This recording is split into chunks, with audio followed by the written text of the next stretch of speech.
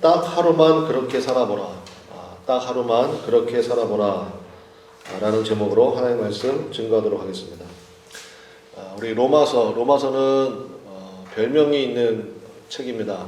무슨 별명이 있냐면 세계를 변혁시킨 책. 그래서 로마서를 읽다가 가슴이 뜨거워져서 세계사 역사 흐름에 큰 족적을 남긴 사람들이 있거든요. 근데 그분들이 하나같이 로마서를 읽다가 그렇게 은혜를 받고 변화되고 또 그분들을 통해서 하나님의 역사가 나타나고 일례로 우리 감리교단을 처음 시작한 분이 이제 영국에 있는 웨슬리 목사님이신데 웨슬리 목사님도 마찬가지예요.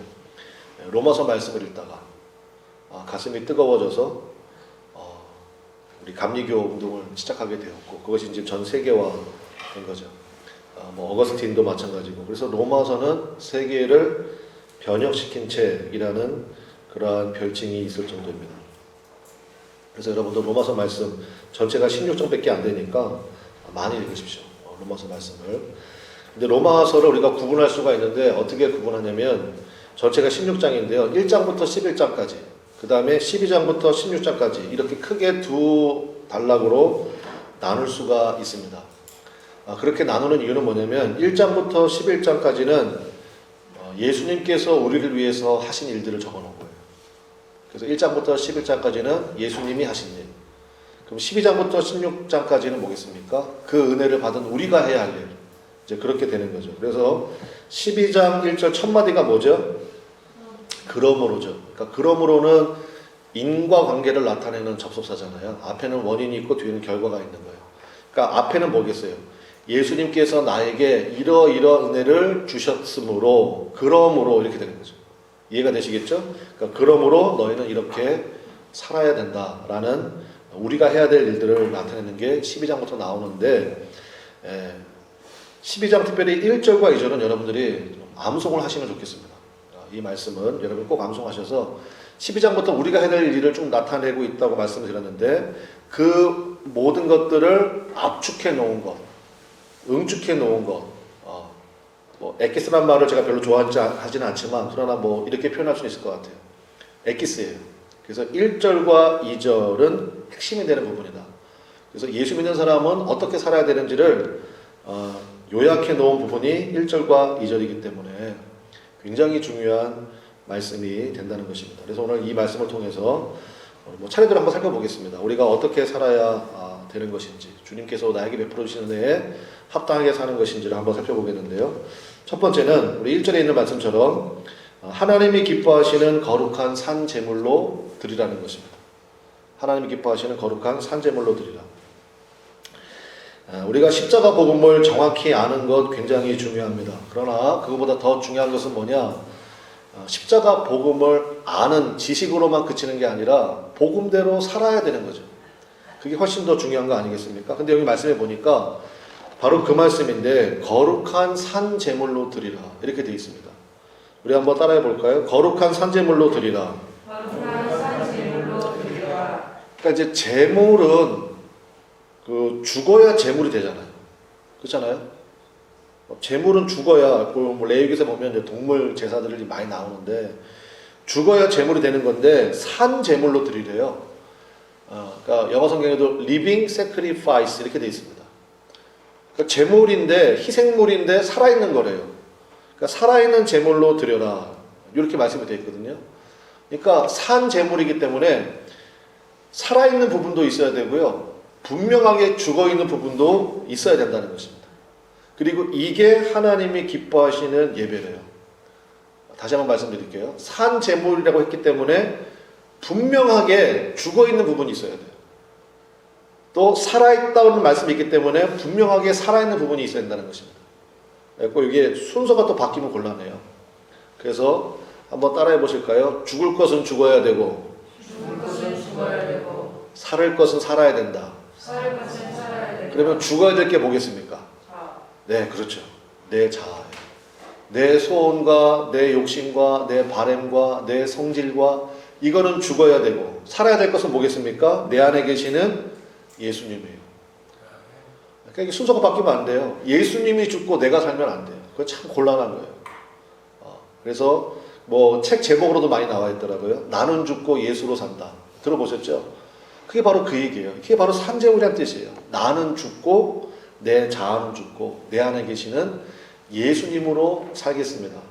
이렇게 살아야 되는데 이게 순서가 바뀌어가지고 예수님은 죽고 내 안에 계시는 예수님은 아무것도 못하고 그냥 내 승질대로만 내 생각대로만 그렇게 살아가면 나중에 정말 좀 이상한 모습이 될 수밖에 없다는 것입니다. 그래서 하나님이 기뻐하시는 첫 스타트가 뭐냐? 거룩한 산재물이에요. 여러분, 나는 죽고 예수로 사는 살아있지만 온전히 주님께 바쳐진 그러한 믿음의 모습으로 우리 모두가 굳건하게 서시기를 바랍니다. 그러니까 그렇기 때문에 결국은 이제 신앙생활은요, 어디에 자신을 바치느냐의 문제입니다. 중립지대는 없어요. 그러니까 어디에든 받쳐지게 되어 있습니다. 그래서 우리 2절에 보십시오. 2절에 보니까 2절의 첫 마디가 뭐냐면 너희는 이 세대를 뭐 하지 말고 본받지 말고. 제가 좋아하는 영어 성경에는 이제 영어 성경 NLT를 제가 좋아하는데 거기에는 뭐라고 되어 있냐면 Don't copy of this world 이렇게 되어 있어요. 이 세상을 카피하지 말고. 그러니까 성도는요, 세상 사람들 다 그렇게 산다고 우리도 그렇게 살면 돼요, 안 돼요? 안 된다는 거예요. 구별됨이 있어야 된다는 것입니다. 꼭 이 세상 사람들 카피하지 말고 이 세대를 본받지 말고 성도가 살아야 될 길이 있다는 것입니다. 예를 들어 가지고 사도 바울이 이제 곳곳에 다니면서 복음을 증거했잖아요. 근데 가장 오랫동안 머물렀던 교회가 고린도 교회입니다. 고린도 교회에 가장 오랫동안 18개월 동안 머물면서 고린도 교인들을 섬겼는데 고린도 교회는 보통 교회가 아니에요. 일단 교인들 간에 굉장한 다툼이 있습니다. 굉장한 다툼이 있습니다. 그리고 좀 교인들 전체적인 분위기가 음란해요. 우리 그런 얘기 하잖아요. 어떤 사람한테 야, 너 미아리에 돗자리 깔아야 되겠다. 그럼 우리 무슨 얘기인지 딱 알아듣죠. 넌 어떻게 눈치가 이렇게 빠르고 신통방통하냐? 그런 뜻이잖아요. 미아리에 돗자리 깔라는 얘기가 무슨 뭐 야유회 가자는 얘기가 아니잖아요. 너 점쟁이 같다. 이 얘기잖아요. 그 당시에요. 야, 너 고린도 가야 되겠다. 너 고린도 사람 같다. 그건 무슨 뜻이냐? 너 굉장히 음란하다. 그 뜻이에요. 그러니까 음란이 아주 그냥 넘치는 그런 지역이었습니다. 근데 하나님이 그 성 중에 내 백성이 많다고 그러셨어요. 그래가지고 사도 바울이 가장 오랫동안 머물면서 목회했던 데가 고린도 교회인데 그러다 보니까 고린도 교회가 보통 문제가 많은 교회가 아니에요. 특별히 교회 가운데 다툼이 많았습니다. 교인들끼리 서로 소송하고 법정 다툼하고 막 이런 일들이 많았어요. 그러니까 그런 교회 가운데 목회하면서 사도 바울이 제시하는 해법은 뭐냐면 시시비비를 가릴 것이 아니다. 누가 옳고 누가 틀렸다 시시비비를 가릴 것이 아니라 차라리 손해를 보는 것이 낫지 아니하냐. 왜냐하면 시시비비를 가리게 되면 결국 마귀에게 제대로 속는 게 된다는 거예요. 무슨 얘기냐면 그 순간부터 옳고 그름이 갈라졌어. 그러면 이제 틀린 사람이 내가 잘못했습니다. 회개하면 들을까요? 아니에요. 또 다른 분쟁을 낳고 또 다른 다툼을 낳고 그러면 교회가 교회로서의 마땅히 해야 될 기능과 사명을 다 잃어버리게 된다는 거예요.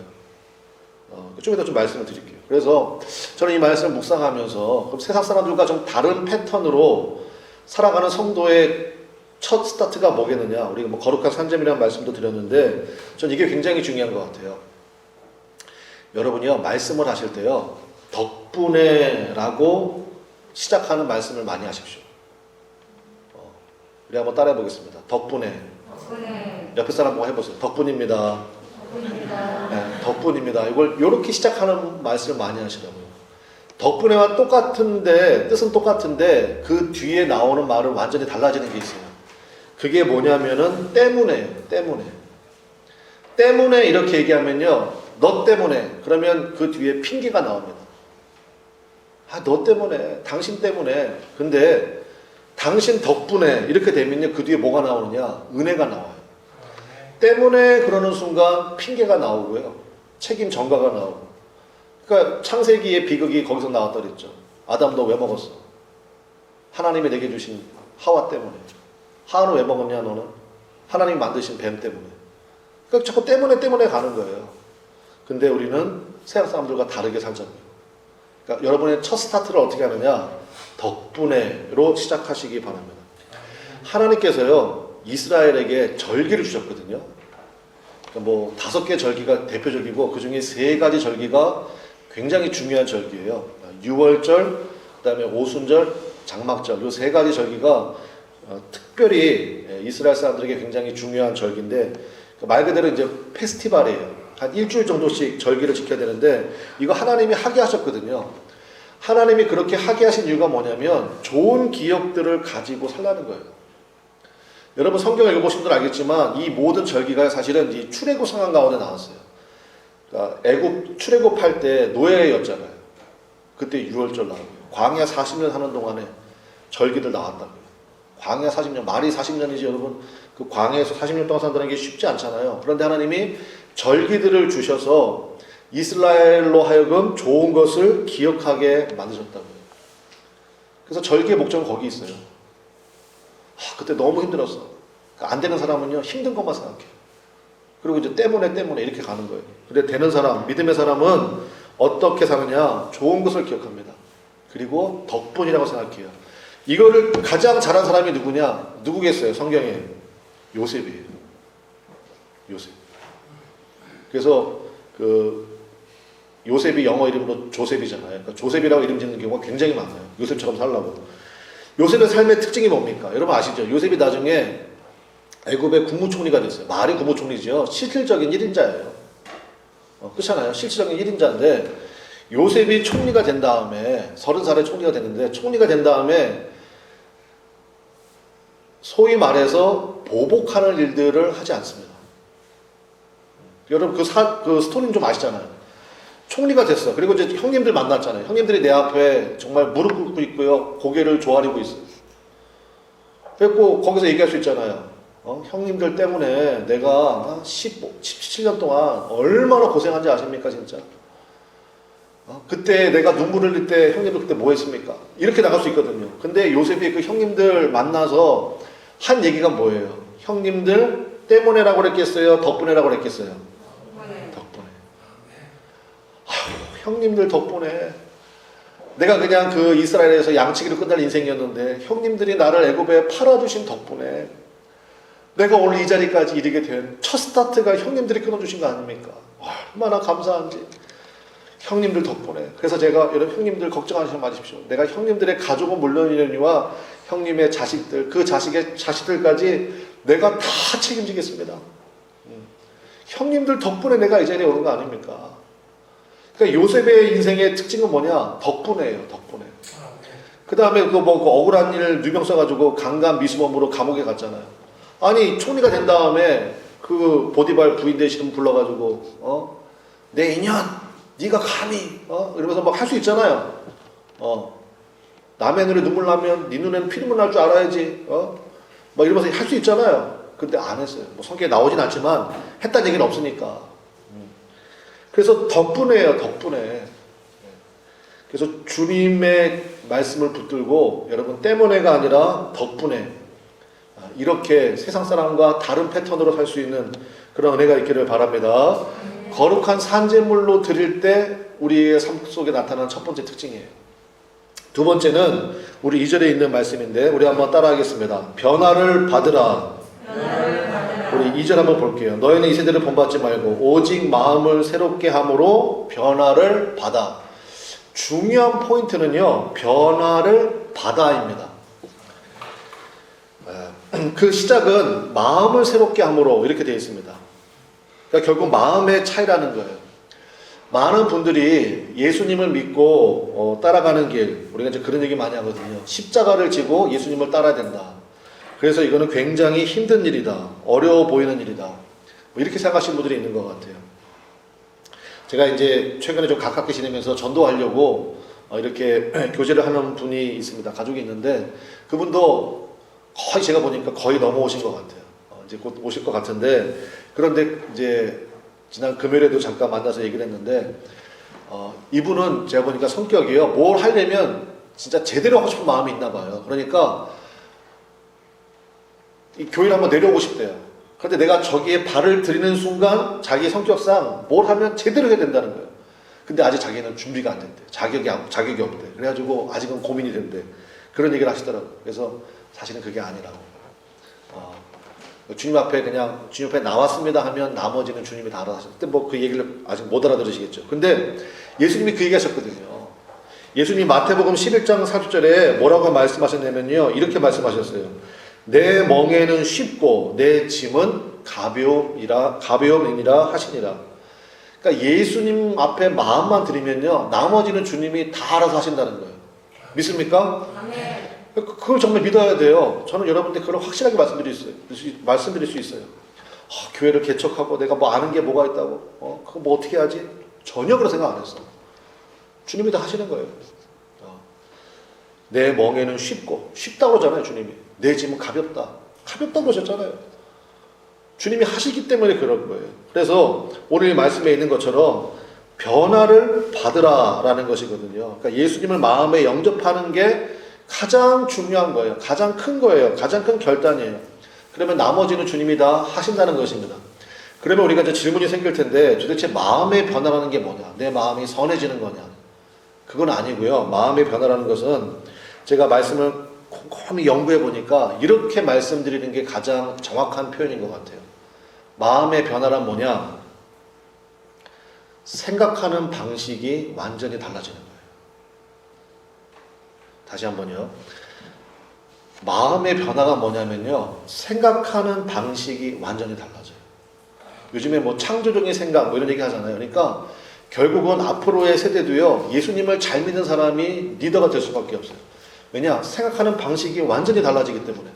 그래서 마음의 변화라는 것은 생각하는 방식이 달라지는 거예요. 그러니까 기존에 내가 생각하는 틀이 있어요. 내가 생각하는 틀. 내가 나오는 반응. 저 사람 이렇게 하면 저 사람 이 반응이 나와. 근데 변화를 받잖아요. 그러면 그 틀 자체가 달라진다고요. 이렇게 한번 설명을 드려볼까요? 여러분 붕어빵 좋아하시죠? 붕어빵 틀이 있잖아요.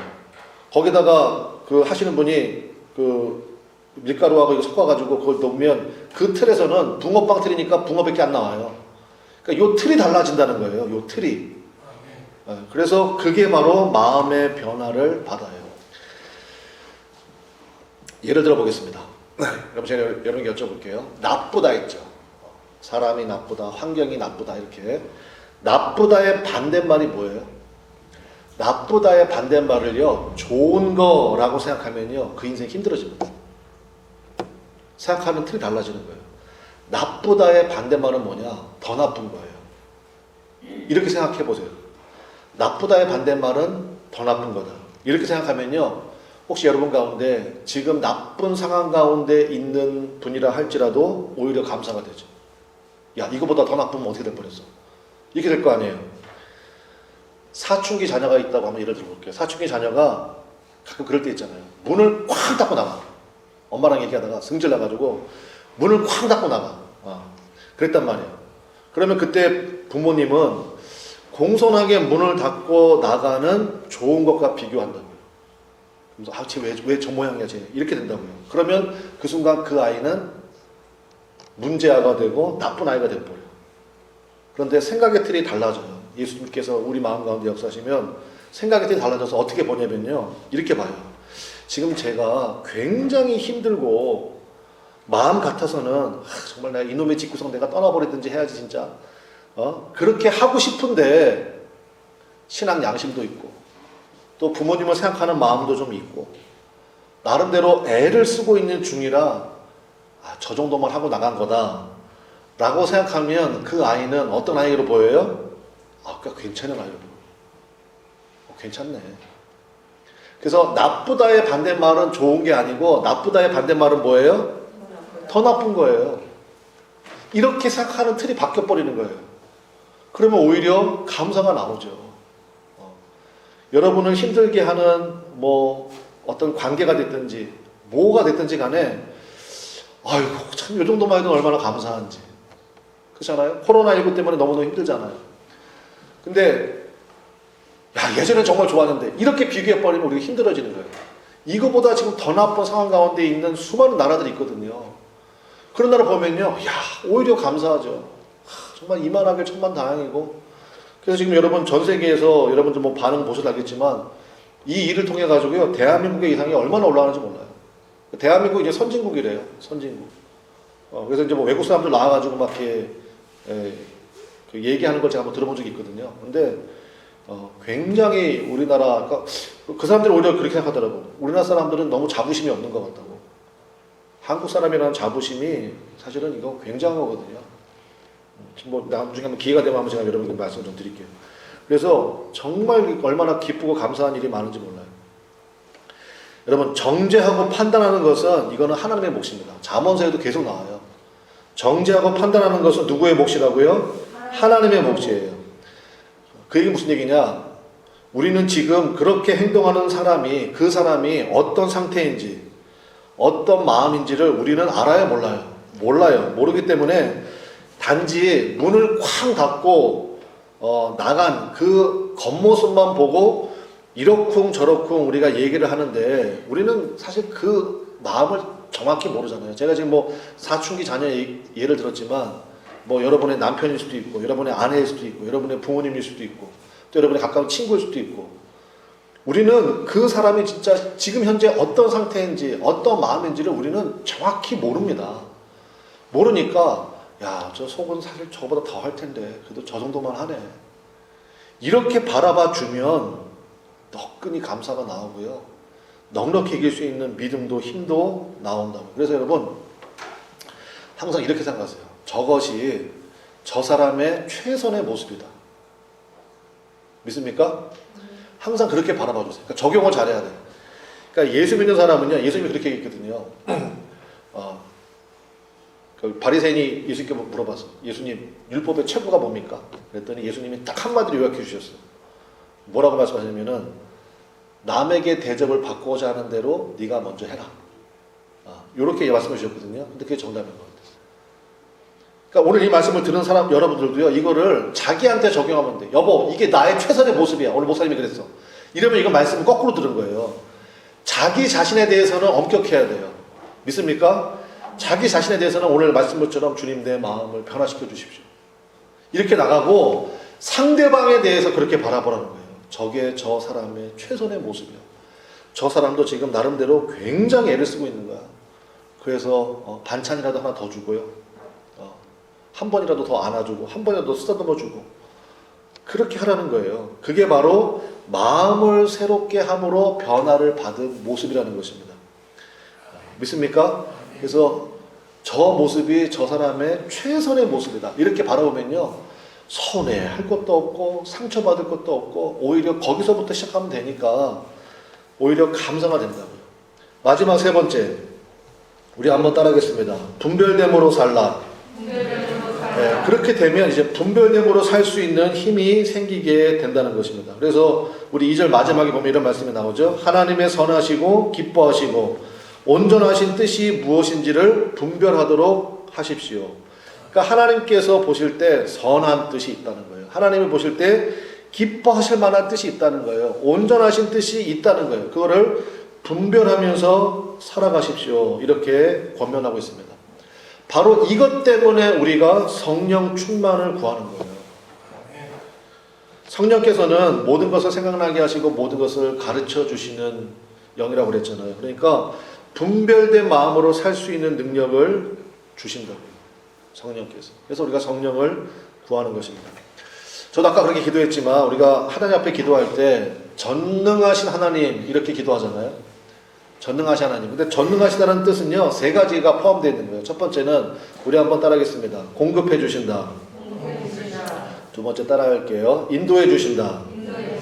세 번째 고쳐 주신다. 요 세 가지를 합쳐서 무슨 하나님이라고 얘기해요? 전능하신 하나님, 올마이티가 그러니까 필요한 모든 것들을 공급해 주신다. 그 다음에 분별됨을 가질 수 있도록 가르쳐 주신다. 인도해 주신다. 그 다음에 고쳐 주신다. 치료해 주신다. 회복시켜 주신다. 그래서 어떤 목사님은 이거를 공가고 첫 글자 따가지고 공급해 주신다. 가르쳐 주신다. 고쳐 주신다. 공가고의 하나님 뭐 이렇게도 부르시는데 뭐 어떻게든 부르든 상관없습니다. 근데 그거는 맞는 말씀이거든요. 그래서 전능하신 하나님 우리가 그렇게 부를 때는 하나님은 공급해 주시는 분이고 가르쳐 주시는 분이고 고쳐 주시는 분이다. 그 하나님을 의지하고 우리가 살아가는 거거든요. 그 하나님을 믿고 살아가는 은혜 아래 사는 사람들은요 이렇게 생각할 수 있어요.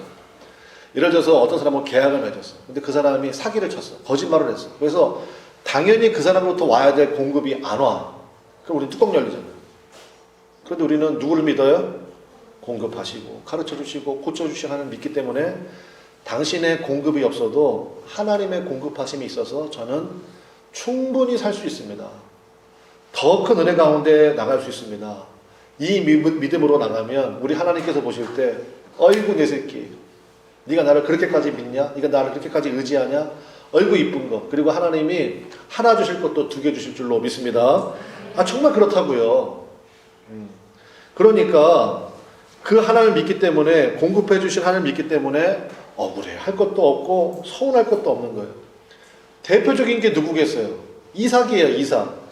이삭의 우물 사건. 그래서 여러분 창세기가 그래서 중요해요. 창세기가 스토리로 되어 있잖아요. 근데 그 스토리를 보면 거기에서 우리가 받을 수 있는 인사이트들이 굉장히 많아요. 아까 제가 요셉 얘기 말씀드렸는데 그 요셉의 아빠가 이삭 아닙니까? 근데 이삭도 마찬가지예요. 이삭에서 대표적인 사건이 뭐예요? 우물 사건이에요. 우물 사건. 그 당시에 우물은요. 그래서 요즘 말로 얘기하면 뭐라고 얘기하면 좋을까요? 뭐 석유 정도 유전? 그러니까 뭐 굉장히 장사가 잘 되는지 뭐 이렇게 생각하시면 돼요. 근데 굉장히 잘 되는데 우물이 나왔어. 우물이. 근데 옆에 사람이 와서 뺏는 거예요. 원래 우리 거였다고. 권리금도 안 주고 그냥 가져가려고 하는 거 똑같은 거죠. 그럼 여러분 같으면 어떡하겠어요? 법정 갈 거 아니에요. 근데 이삭은요 믿어요. 뭐를? 공급하신 하나님. 가져가. 그리고 옆에 가서 파. 또 나와. 그럼 또 뺏어. 그럼 어떻게 해요? 한 번은 줬으니까 두 번은 안 돼? 아니 또 줘요. 또 가져가. 그리고 옆에서 또 퍼. 근데 또 나와. 근데 이번에 굉장히 크게 나왔어요. 그 이름을 지었어. 뭐라고? 르호봇. 넓다는 뜻이에요. 그러니까 이제는요 뺐던 사람이 겁을 내기 시작하는 거예요. 와, 저 사람 진짜 하나님이 함께 하신 사람이구나. 저 사람 잘못 건드리면 우리 죽겠다. 그래가지고 이 사람들이 와가지고 계약을 맺자고 해요. 우리가 다시는 안 뺏겠습니다. 알았다고. 이제 너도 사람이 되는구나. 뭐 이러면서 이제 거기서 맹세를 해. 그게 바로 뭐예요? 브엘세바. 맹세의 우물이라는 뜻이에요. 맹세의 우물. 그게 브엘세바예요. 그게 이삭 이야기라고. 이삭 이야기.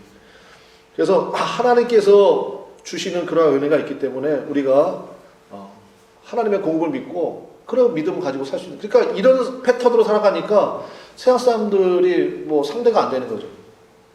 제가 아까 이 고린도 교회 말씀드렸는데 고린도 교회는 다툼이 많다고 그랬잖아요. 제가 말씀 하나 준비해놨어요. 한번 읽어보겠습니다. 화면에 고린도전서 6장 7절 말씀이에요. 교회들끼리 하도 다투고 싸우니까 사도 바울이 이렇게 권면했습니다. 6장 7절 우리 한번 같이 읽어보겠습니다. 시작. 너희가 피차 고발함으로 너희 가운데 이미 뚜렷한 허물이 있나니 차라리 불의를 당하는 것이 낫지 아니하며 차라리 속는 것이 낫지 아니하냐. 아멘. 시시비비를 가리는 순간 이미 너희 안에 뚜렷한 허물이 있다. 그게 무슨 얘기냐? 너 전능하신 하나님 안 믿지? 아니 하나님이 역사하시면 그거보다 더한 것도 하실 텐데. 그래서 사도 바울이 얘기하는 게 뭐예요? 차라리. 그러니까 처음에 그거 어떻게 얻은 우물인데 그 사실 자기 거예요. 이삭 거예요. 이삭 아버지 때부터 아브라함 때부터 있던 우물이에요. 그러니까 거기를 팠지. 그래서 얼마든지 주장할 수 있어요. 그런데 그냥 줘버렸어요. 그러니까 그 순간에는 힘들 거예요. 그 순간에는 그렇지 않겠어요? 근데 옆에 와서 팠더니 뭐 더 좋은 우물이 나오는 거예요. 더 넓은 우물이 나오는 거예요. 그거 안 믿냐는 거예요. 사도 바울이 하는 얘기가 고린도 교인들한테. 그 얘기 많이 들었잖아. 주일학교 때부터 들었잖아. 근데 왜 그거를 당신의 삶에는 적용하지 않고 그냥 그거 손해 하나 안 보려고 그러느냐. 그래서 여러분 성도는요. 한번 따라하겠습니다. 차라리가 가능한 인생. 시작. 차라리가 가능한 인생. 오늘 두 가지 예를 배웠네요. 덕분에 하고 두 번째는 뭐예요? 차라리. 왜? 공급하시는 하나님을 내가 믿기 때문에. 중국 교회의 아버지라고 불리는 분이 있습니다. 워치만니예요. 워치만니. 원래는 이름이 헨리, 영어 이름이 헨리 니였는데 이제 예수님 믿고 나서 이름을 바꿨어요. 와치가 보다는 거잖아요. 와치맨 리예요. 그 파수꾼이라는 뜻이 있어요. 뭐 그런 믿음으로 바꾸고 17살 때 예수님 만나고 이제 믿음의 길을 가고 그 다음에 1972년에 감옥에서 순교하셨는데 20년 동안 감옥에 있으면서 수많은 글로 중국뿐만 아니라 동남아 지역까지. 그러니까 그러면 그분 돌아가신 지가 지금 50년이 가까이 됐는데도 불구하고 지금 또 얘기하잖아요. 워치만니. 예, 굉장히 중요한 또 영성이 깊은 그런 분이었는데 이분이 처음 초창기 때 이야기입니다. 예수 처음 믿고 이제 정말 받은 은혜가 크고 너무너무 감사하고 기쁨이 있고 이런데 근데 농사 짓잖아요. 근데 논동사에서 제일 중요한 게 물길이에요. 그죠? 물길. 근데 이거는 누가 봐도 내 물길이야. 이 물길은 그냥 내 논으로 물이 오게끔 되어 있는 그 물길이란 말이에요. 그런데 살다 보면 말도 안 되는 인간 있어요, 없어요? 빨리 대답하시네. 말도 안 되고 아무리 얘기해도 안 되고 도대체 저 사람은 도대체 머릿속에 뭐가 들었는지 뭐 그런 사람들이 간혹 있잖아요. 그리고 그 윗마을에 그런 사람이 있습니다. 그래가지고 이 사람이요 밤새 물길을 자기 노트로 바꿔놓은 거예요. 얼마나 뚜껑이 열리는지. 그래가지고 가서 이 워치만지도 보통 사람이 아니거든요. 가가지고 진짜 따질 거 따지고 받을 거 받고 해가지고 다시 물길을 원상복귀 시켜놨습니다. 후련했습니다. 이게 정의지. 이런 생각을 가졌어요. 그럼 이제 그걸로 끝나야 될 거 아니에요. 근데 그날 밤에 잠이 안 오는 거예요. 아까 제가 말씀드렸죠. 마음의 변화가 뭐라고요? 생각하는 방식의 틀을 바꿔주시는 거라고 그랬죠. 잠이 안 오는 거예요. 일은 잘 바르게 잡았는데 잘못된 것을 바로 잡았는데 왜 이렇게 마음이 심란할까? 그때 이제 주님이 생각으로 말을 걸어오시는 거죠. 주님이 뭐라고 말씀하시냐면요. 제가 그대로 읽어드릴게요. 이놈아 너는 왜 정당한 일만 하려고 하느냐? 위대한 일을 해라. 여기서 워치만 네가 꼬꾸라진 거예요. 나는 하나님을 믿는 게 옳은 일을 하는 거라고 생각했어. 정당한 일을 하는 게 하나님의 일이라고 생각했어. 근데 하나님의 사이즈는 그게 아니었던 거예요. 위대한 일을 해라. 그래서요. 그걸 깨닫자마자 당장 나가가지고 제일 먼저 한 게 뭘 했겠어요? 밤새 이 곡괭이질 해가지고요. 물길을 2개로 만들었어. 그래서 그 말도 안 되는 인간의 논으로 7이 흐르게 하고 자기 논으로 3이 흐르게 만들어놨어. 그리고 나서 이 경험을 통해서 워치만니의 인생이 바뀐 거예요. 그래서 워치만니는 가는 곳마다 그 사람의 좌우명이 이겁니다. 뭐냐면 나는 나누기 바쁘고 하나님은 채우기 바쁘셔요. 나누고 나누면 사실 나는 빈털터리가 돼야 되잖아요. 근데 웬걸? 나누고 나누는데 이삭의 원리가 똑같은 거예요. 하나님은 채우기 바쁘신 거예요. 채우기 바쁘신 거. 그래서 나는 나누기 바쁘고 하나님은 채우기 바쁘시고. 그래서 사랑하는 여러분, 예수 믿는 사람은 옳은 일을 하는 사람이 아니라 위대한 일을 하는 사람입니다.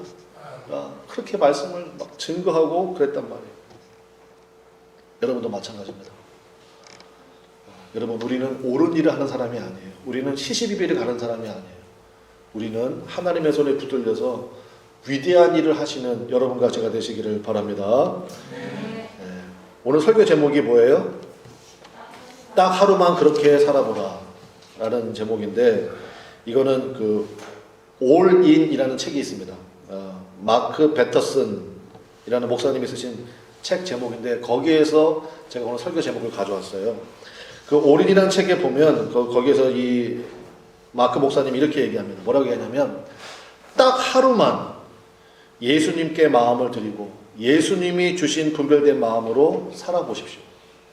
그러니까 딱 하루만 해보라는 거예요. 딱 24시간만 아침에 눈 뜨자마자 주님 앞에 경건하게 예배를 드리고 그리고 주님의 마음을 구하고 그리고 주님께서 내게 주신 그 마음대로 주님께서 주신 마음으로만 주님께서 가서 용서하라. 그러면 무조건 가서 용서하고요. 주님께서 가서 사랑하라. 그럼 무조건 가서 사랑하고 가서 섬겨라. 그러면 그냥 둔말하지 않고 가서 섬기고 딱 하루만 그렇게 살아보라는 거예요. 딱 하루만. 여러분 딱 하루는 할 수 있어요? 없어요? 우리나라 말에 작심 삼일의 말도 있는데 하루하루라는데 그걸 못하겠어요? 딱 하루만 그렇게 온전하게 살아보라는 거예요. 내일 일은 내일에 맡기고 하루만 그렇게 살아보라는 거예요. 그러면 그 다음날부터 주님이 하시는 일들을 당신이 보게 될 거다. 이거 내 생각으로 내 지혜대로 못 풀었던 문제인데 주님이 하라는 대로 제가 보니까 한 이틀은 해야 돼요. 이틀은 하면 3일째부터 효과가 나오기 시작하거든요. 그래서 아무튼 딱 하루만 그렇게 해보시라는 거예요. 딱 하루만. 온전하게 주님께 마음을 드리고 주님이 주신 마음대로 그 마음 주님께서 하자는 대로만 순종하는 거예요. 하자는 대로만. 그러면 그 다음부터는 그렇게 살고 싶은 소망이 생길 거라는 거예요. 그래서 책 제목이 뭐예요? All In이에요. 그렇게 하게 되면 결국은 당신의 전부를 하나님께 의탁하게 될 겁니다. 다 맡기게 될 겁니다. 그 시작은 뭐냐? 딱 하루만 그렇게 해보라는 거예요. 딱 하루만. 마찬가지입니다. 여러분 딱 하루만 그렇게 해보십시오. 로마서 12장 1절 2절 말씀대로 내가 딱 하루만 그렇게 한번 살아본다. 그래서 날 잡으십시오. 날 잡아서 내가 그렇게 대로 이틀을 해보세요. 이틀은 딱 이틀만 해보시면 3일째부터는 야 희한하다 뭐 이런 일들이 생길 거예요. 그러면 이제 나머지 모든 내 삶을 주님의 말씀대로 살고 싶은 바람들로 가득 차게 될 줄로 믿습니다. 바로 그 은혜예요. 그 은혜를 우리가 붙들고 나가게 되시기를 바랍니다.